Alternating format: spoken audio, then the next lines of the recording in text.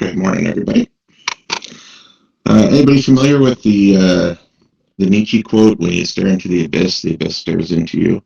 This is now when you stare at the desktop stares into you.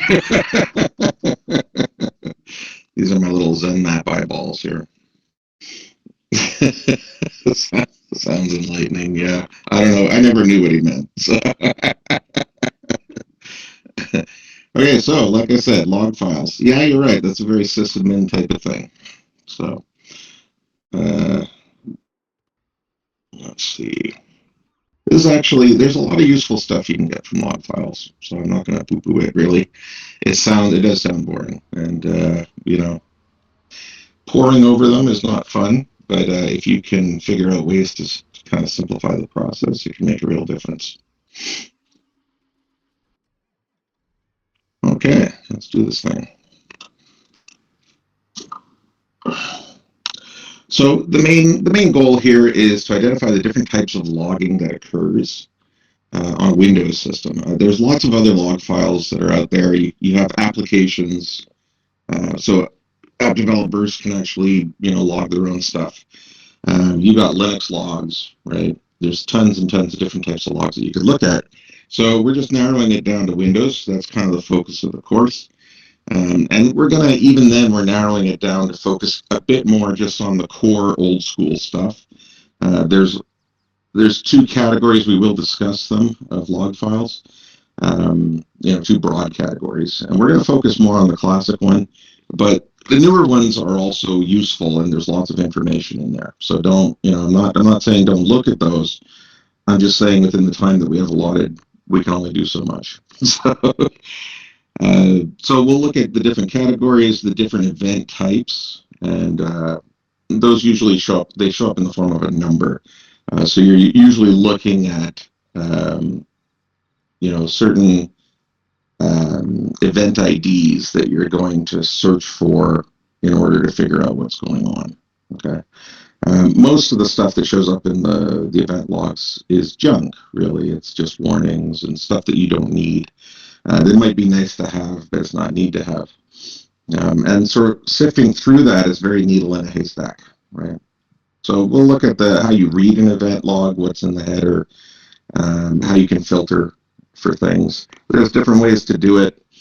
And then different logon event types. So we're focusing specifically on logon because there are multiple types that you can do. It's not just all is treated the same. Okay, it's basically authentication, but it shows up in different ways depending on how you do it. So now we're also excluding domain controller log files. We'll save that. That's something more for Active Directory or probably Capstone when you're troubleshooting stuff. Is more at the OS level. Okay, so what's an event? An event is anything that the system determines is significant enough to log. Okay, so they have different levels of log. There's different levels of criticality. Critical being the worst. Okay, but the idea here is the operating system decided, well, this might be useful. So the way that you view them is the event viewer, MMC. So if you're not already familiar with the command line, it's just event VWR, right? If you just type that in, that should get you there. Hold on a second. Let me try that. Because some of them require the MFC, and some of them are happy with event viewer, which means it's an exe. So my event viewer is pretty happy with me here. I just typed in the word without any extension. Okay. Windows Vista and later, it includes Windows logs and applications and services logs. So you have to go back pretty far before there is no such thing as applications and services. But Windows logs has been around since before, well, not quite before me, but before you, most of you. So this is old school, and a lot of the logs still go here. Okay. So here's just an example of event viewer from an older system. And you can see that there's information level warnings, there's warning level warnings. There's also critical, and I can't quite remember what the other ones are, but we'll come to them here. But here, if you take a look, under Event Viewer, you've got your Windows logs, you have your 5 or so, 1, 2, 3, 4, 5 subcategories, and then you have applications and services underneath.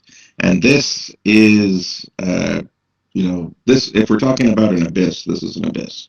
There's tons and tons and tons of log files that can be loaded here, especially under the Microsoft section. If you dig down, you can just keep on going,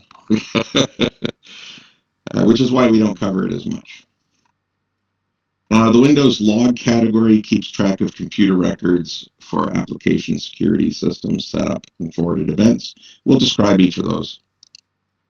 The application log is really not the system itself. It's the app developer who decides what they're going to log. So something like a SQL error might show up in the application log. Okay, it could also show up in the system log, but it's not really supposed to. It's supposed to be in the application log.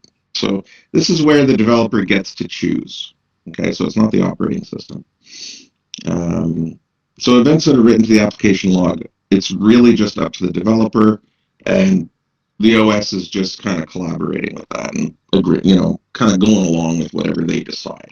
Okay, so this can be useful when you're debugging something. If you're running PowerShell scripts, you can actually log to the application log if you want to. And then that could be used as a way of figuring out what's going on with your scripts. However, it's not that frequently used. So I'll just go back for a second here.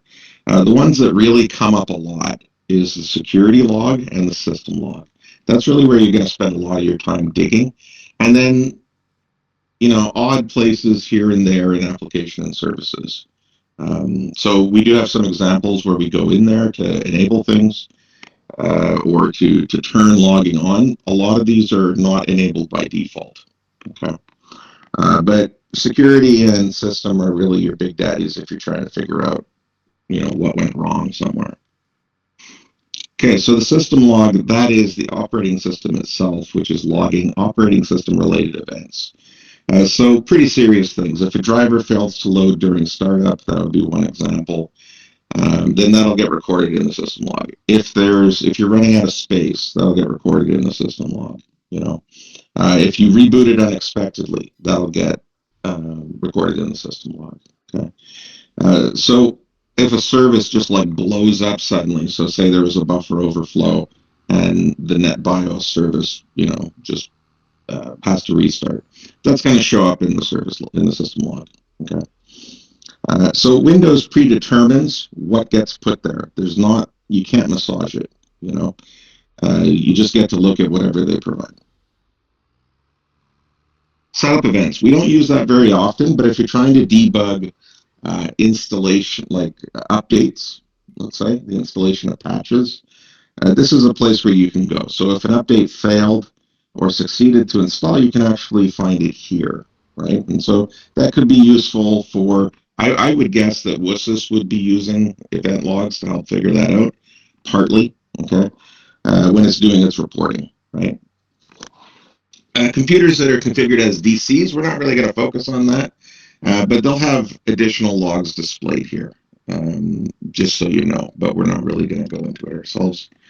Now, forwarded events typically contains nothing, okay, unless you configure it. It is possible, well, let me go into it a bit more.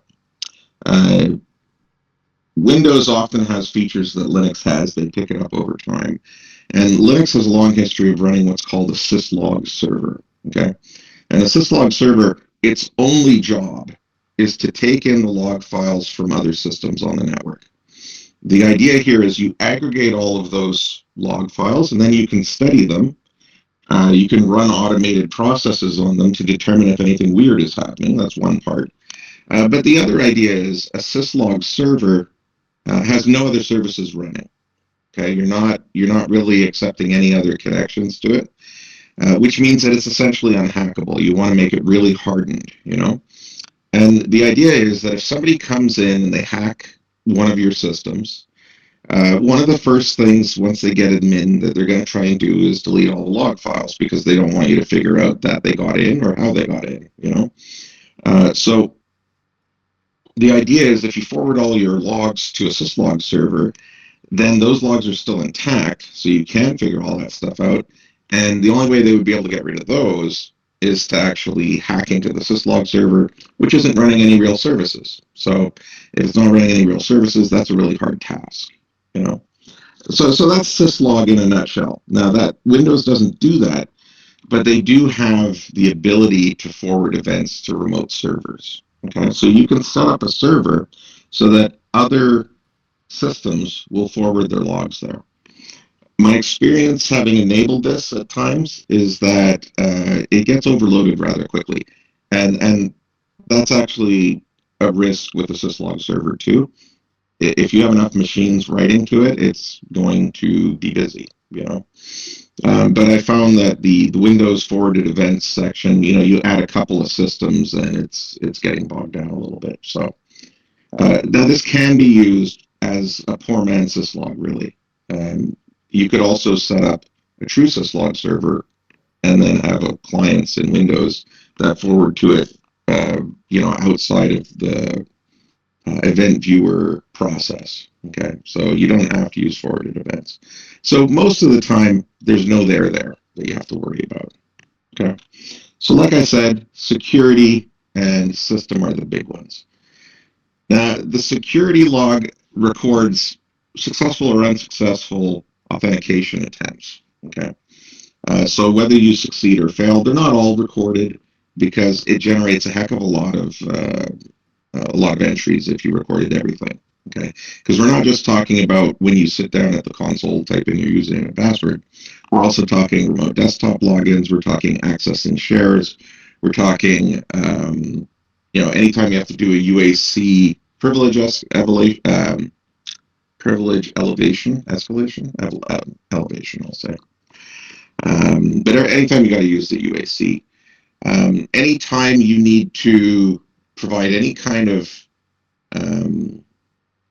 access proof to, say, access a file, all of those can introduce security log entries if you turn it all on. Okay. So let's see. So creating, opening, or deleting files, that's also something that could be logged, okay, which we don't usually.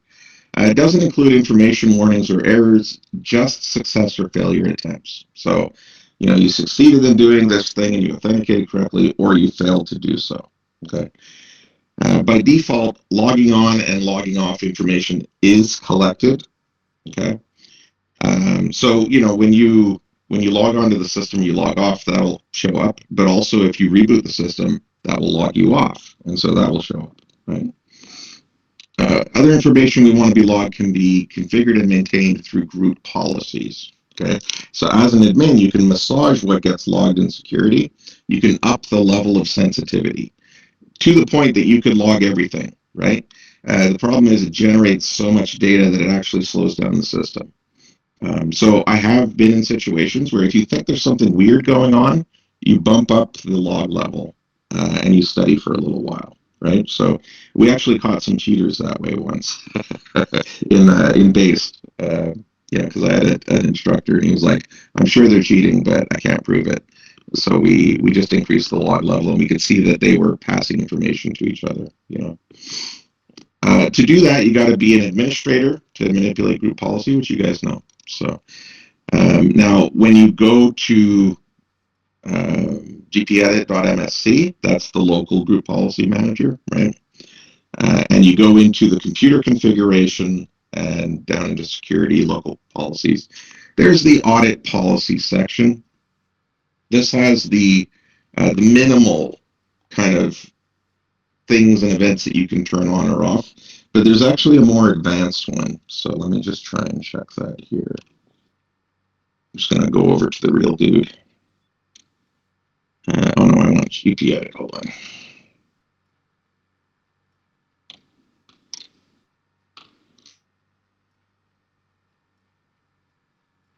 Okay, so I'm not sure if this is going to be. That's good enough, I think.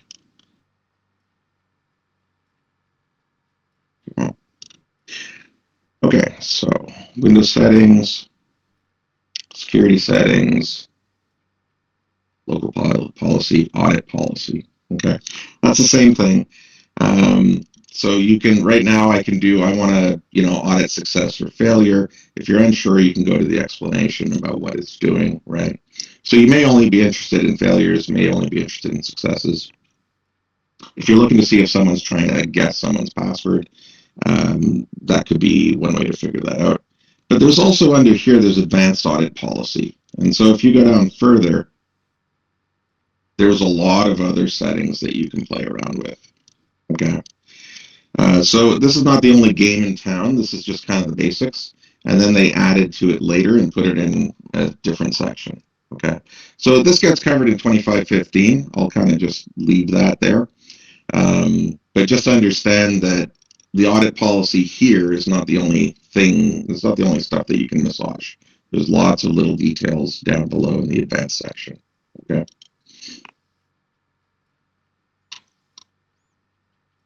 Okay, so I already showed you that. Event log types. So there are classes of event logs, and we talked about basically the system stuff. Applications and services was an add-on, which basically allowed every service, every app, to have its own logging in its own separate space, right? So it's a new category. It's been around since Vista, and it's really up to the developer what they choose to record or log, and even then, it's not necessarily automatically enabled. Okay, so it may be that the application can log, but you have to enable the service in order for it to work. Okay, so we will have examples of that in 2515, where even Microsoft in their own setup, they have certain things that you can log, but you've got to turn it on before it's actually doing anything. Okay, so if we go over there, I'll just go on the live machine here. And we'll just kind of dig down a little bit. So you can see that I have an OpenSSH section. There's an operational log and an admin log, okay? And there's not a lot in there, right? Part of the reason is some of these you can't see them using just the normal viewer. You have to actually use a special tool. PowerShell can see it, okay? If you go into Microsoft, you've got a couple of things, but really, let me see. Oh, no, it's under Windows. Yeah, you go into the Windows section and look at all them logs there, right? So there's a lot that you could look at, okay? And sometimes you click on the operational and you can actually see things. Depends how much it was actually, it depends how the data is formatted, okay? If it's not formatted nicely in a way that the event viewer can handle it, then it's not going to show up here even if there are logs. So you might see that there's a log file, you might see that it's not empty, but you might not be able to view it. That's when you'd have to pull out PowerShell, okay? But as you can see, this is a deep rabbit hole you can go into. And so if you really need more information, you can start looking at that, or you can start enabling logs there, okay? Now, how do we interpret events? Well, the first thing is we look at the event headers, because that contains most of the information that we actually want. You can then look into the body a bit, but there's not that much extra information from my experience. So there's a date, time, user, and computer, right? Date is obvious, time is obvious. The user is the identity that was involved in this log entry. So that could be, there's multiple users on the system. It's not always just you. It could be the local system, could be local service, it could be network service, it could be another user, right? But it could also be you. So that's kind of important. That helps you figure out who's doing what. And then the computer, the name of the computer where the event occurred. So if you have a machine and you've changed its name, different names are going to show up in the computer log, So every machine typically gets a random name when it first gets deployed. And that might show up at the very early stages of the log files. Okay. Now, if you have forwarded events, then a different computer would show up just because in that section, just because you're actually logging from it, right? But most of the time, it would be your local computer. Now, continuing on with different aspects of event headers, there's the event ID. That's a very important thing to understand. That's a number associated with different types of events, and there's a whole ton of events. So, an example might be a user has logged on or a user has logged off. Those are two types of event IDs. They have separate numbers. And so if you're trying to reconstruct a timeline, and you want to know when this person logged in, you would search for that event ID using some kind of filtering process. Okay. Now, the source is just who's producing the event. So it could be a program, could be the computer system itself, the OS, or a component of a large program. So it's possible an application developer, it's possible to be a subcomponent of Windows, or it's the OS that usually does it. The logging level, these are the levels that you can have. There's critical, error, warning, information, success, and failure. Okay. So critical is kind of the big daddy. That one indicates that you've got something bad going on. So it could be an application that crashed, but it's like a critical application, maybe part of the OS itself, right? Like NetBIOS or something like that. Error is a failure, but it's not taking down the system with it, right? It's not like this huge risk to anything. So there may have been a crash or something like that, but it's recoverable. Warning is just, something happened. It may be an issue, but we're just telling you just in case. Okay, we're not really sure. So running out of space, you might get a warning about that, for example, on your C drive, let's say. And information, that's just like this service started, when you're booting up. Well, there's an informational log entry that tells you that it worked, but nothing actually is wrong. That's just part of the process. It's normal, okay? And then success and failure is always authentication based. It's always somebody having to provide an identity, username, and a password, and whether that's working or not. Now, the category is a classification of the event by the event source, so that's primarily used in security logging. Okay. Here I got an example which just shows you a bunch of, those components here. This is actually on Windows 10 LTSC. There is no Windows Store. Okay, but it's warning that there's a user called Windows Store.lnk, the user Windows Store.lnk preference item didn't apply, so a group policy object failed to apply because it can't find that particular link, the Windows Store. So what I would say is there's a group policy which is saying I want this link to be present, but Windows LTSC doesn't have that link, and so it's failing, right? If we look at it, this is being logged in the application log, okay? And it's coming from the subsystem group policy files, okay? It has this event ID, and it's just a warning because nothing's really hugely important to do with this. It's just there's a file missing.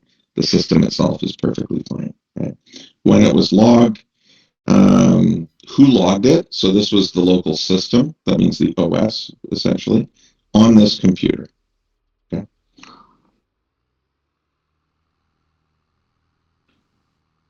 Okay, so, so the different logging levels, information, I kind of described this already. So an information event is just, pretty run-of-the-mill stuff that happens that you expect to happen. It's just confirming that it does.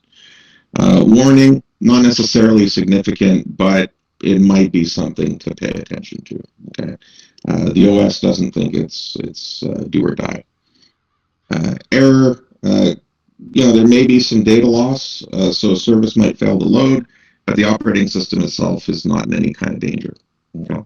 So if your database, let's say SQL, isn't working or it can't mount a database or something like that, that could show up, especially if it was like, part of a role install or something within Windows. And then critical, there you've really got to pay attention. Okay, there's something going wrong. So, it could be the system restarted unexpectedly. That's a little weird. So that could be a power issue problem. There's lots of different reasons for that. So when you find a critical issue, you want to look in the logs around that time and see what other information you can get out of it, because some of the stuff that gets logged won't be logged as critical, but it leads up to this critical event. So clustering around time is usually important. And I talked about success, audit, and failure, but we'll skip that one. Now, in terms of filtering events, in previous versions of Event Viewer, you could filter the events in an event log, but it wasn't that robust, and so they've kind of beefed it up a little bit. So you can't, you can filter beyond a single event log. You can kind of mix and match a little more effectively. So you can set up rules, which will then give you kind of a fine-grained look at specific categories that you want to look for. So if we go over here and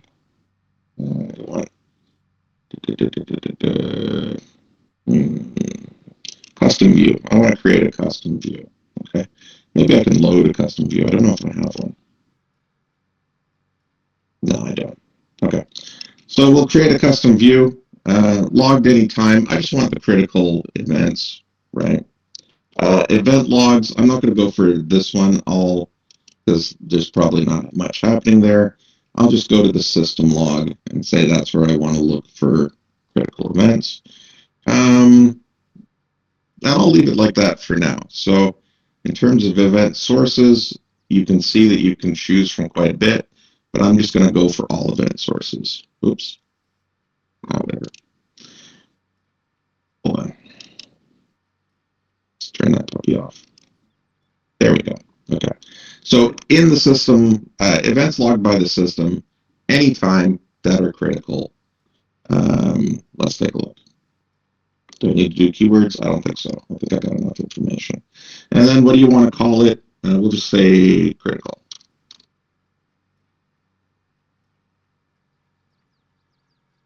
Serious. Okay. We go okay. And now I've got critical logs. Apparently nothing's going wrong with this system. I haven't had any critical issues. Now I have a few other custom ones. Here's administrative events. This is built for you already, okay, where I get warnings and errors, but I still don't have any criticals, obviously. But this will actually give me, Microsoft already put this one in place. I created all these other ones at other times. You can actually look at all the things that aren't completely trivial, right?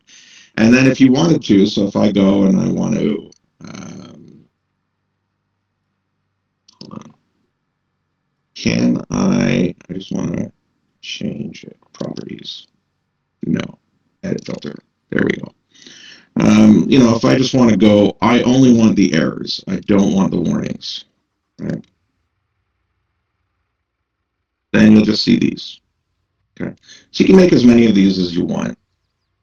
You can search for event IDs, okay, which are showing up here. You can sort by event IDs, so that's kind of a nice way just to, even if you're not filtering exactly for event ID 20, you can cluster them together just to kind of look. That means that they may not be occurring at the same, around the same time. They may or they may not. It's a little harder to say, okay? And the sources are going to vary as well, okay? But I could also filter by source, right? Or I could filter by time. So that allows me to kind of, mix and match and pick kind of the way that I'm focusing in on things. Okay, now when it comes to actually logging on, so when you're authenticating, there's different ones out there. Logon type 1 doesn't seem to exist. I think I looked it up once and there was something that explained it, but I can't remember what that is anymore. But basically, they don't really log for it anymore. So you got 2 to 10. And each of these is a different type of login. So interactive, network, batch, service, unlock, network clear text, new credentials, remote interactive. We'll go over each of these, okay? When you're actually looking at a login event, sometimes it's useful to identify the logon type because, someone could say, let's say there's a harassment situation going on, in the workplace, right? And the person says like, well, I was in my office at that time having lunch, and this person said I changed this file or whatever, but I was just doing my own thing. If you look for a login, and they'll say, aha, he logged into the system. Look right here. Well, if you look at the logon type, it'll tell you, did they log in person, to do something? Did they log in through a share to access content? Did they do remote desktop? That kind of stuff. Okay. And so that can inform the story a little bit where you're like, okay, well, you were sitting at your desk, so you didn't log in person, even though the system says you did, or even though the system says you logged in, but it says it's a logon type remote desktop, so you could have done it, right? Doesn't mean, in fact, and then you have to explain that. And that person might have to explain that maybe somebody else got their password, right? So it doesn't prove everything, but it informs the situation. So let's just look at each of these. Interactive is your typical logged in at the workstation, Control Alt Delete kind of thing, right? Network is a remote logon, typically over file shares or something like that. It could include printers, okay? It can also include IIS, but not basic authentication. So if you're on a web server and people have to actually provide authentication, which is not that typical these days. We don't usually use the underlying subsystem, but if they do, that would show up as logon type 3, okay, unless it's basic authentication. Basic authentication shows up as network clear text, okay. Logon type 4, that's batch, that's essentially scheduled tasks, okay, so if you've got scheduled events occurring and they're running as you, then that authentication takes place when the task runs. Okay, so that could be another example of an authentication that could occur where a person's saying, well, I wasn't even there. I couldn't have done it, right? Well, they could have had a scheduled task that ran. So logon type 5 service, this is, typically how our services run. So that's only going through the services management system. So that's a registered service with a username and password put in there. Okay, and we'll look at services in the next class, I believe. If the screen locks, there's a separate logon type for unlocking. So it's just informative, right? Logon type 8, network clear text.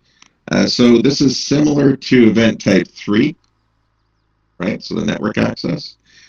But there's no real security involved, and so that's even worse than event type 3. Event type 3 actually isn't necessarily that bad, but event type 8, you're like, that's not a very secure way of doing things.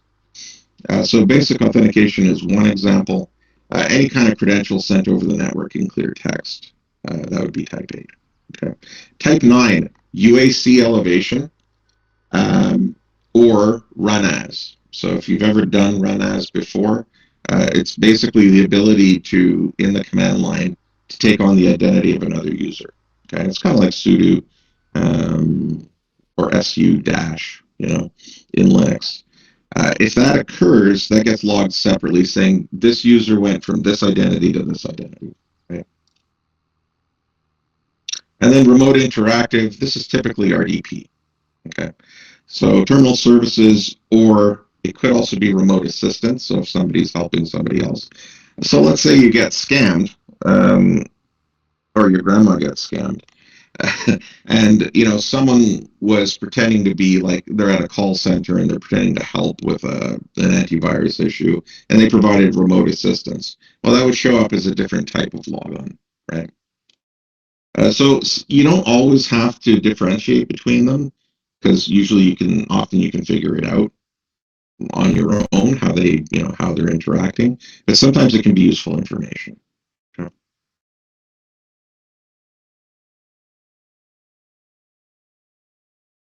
Adriano.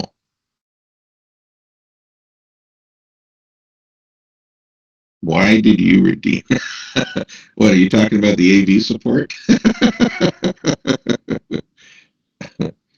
I don't know. They were smooth talking. What kind of? Okay. Where am I? Funny scanner video. Yeah, exactly. Yeah, just so you can hack them, right? Exercises. Hold on.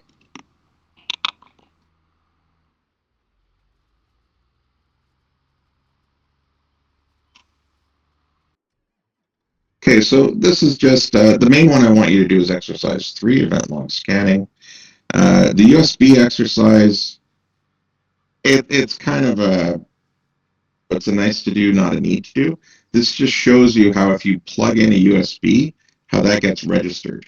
Okay, and that there's 2 levels to that basically. So you can see whether someone's plugged in a USB, but you can also go into the more advanced services and applications, and you can enable logging there, which would give you a lot more information about what happens. Okay, so this particular, it's a small exercise. If you're interested, you don't really have to do that one if you don't feel like it. Okay, just kind of nice to do, not need to do. Exercise 3, however, that is something that's going to show up in the lab. So I do suggest you get event logs under your belt. My event viewer is just an alternative application that you can run, which can help you filter logs.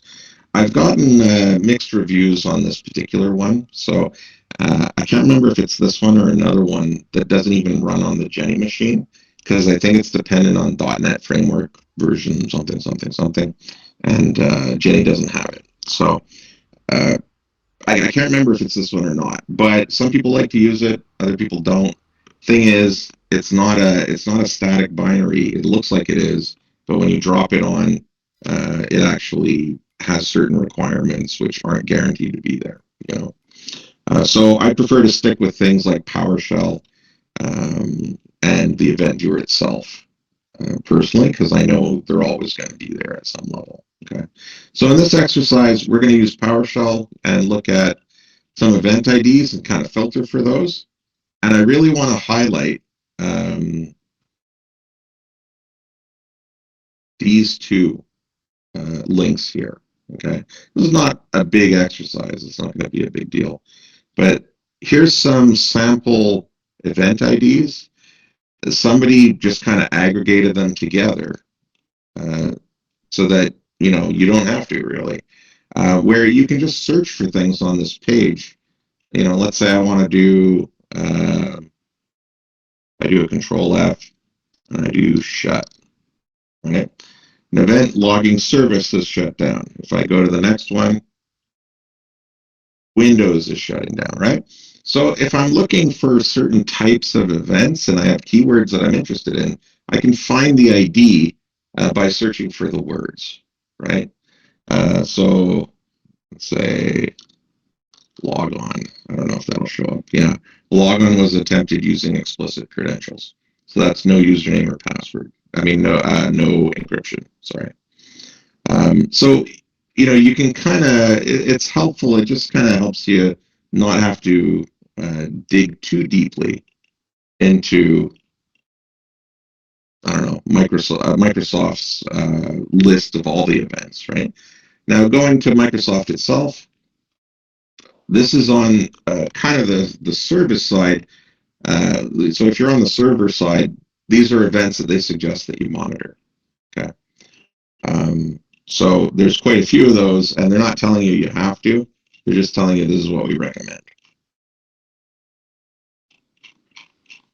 So you could set up group policy that says, I want all of these logged, and then you can actually set up for either forwarding events, or you could set up some kind of querying scripting system, which would actually fetch all of these and aggregate them in some way, right? And then you can configure alerts and stuff like that for any kind of intrusion detection that you might want to do. So I just want to highlight those because when you actually get to the lab, you're going to need to have ideas about what to look for, and those give you some decent hits. Okay. Okay, I'll let you go at that point if you don't have any questions. Any questions? My goodness, there's a lot of you today. Scammer breaks down after 10 hours. I will watch that. I'll give that a watch once you guys let me go. That's always fun. So we don't use the Jenny machine. Yeah, you could use the Jenny machine. I'm just saying don't use the, well, not don't use it, but that My Event Viewer, that third-party app, may not work. That's all I'm saying on the Jenny machine. But for sure, you can still use it. And it has useful information in it. By the way, that's one more thing. Let me just, hold on. The Jenny machine. There's something I didn't talk about yet.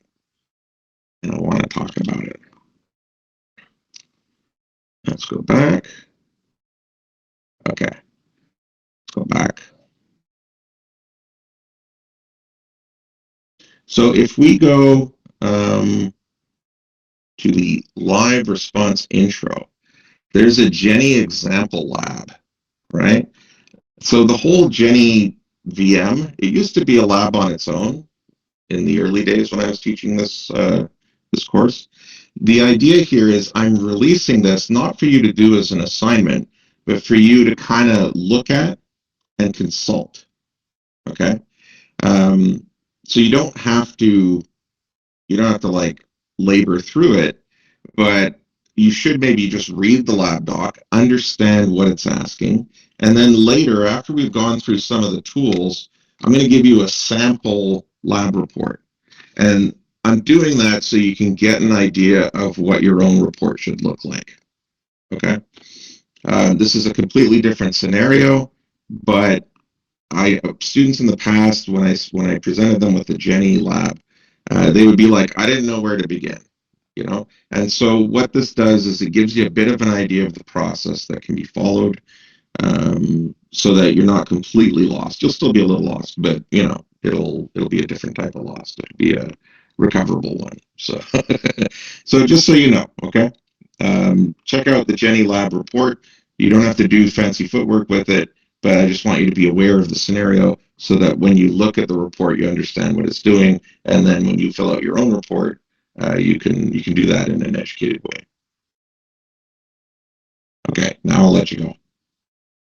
Over an hour. Oh no. Yeah, somebody needs a water break. Go to the water cooler, have a conversation. Yeah, see you later.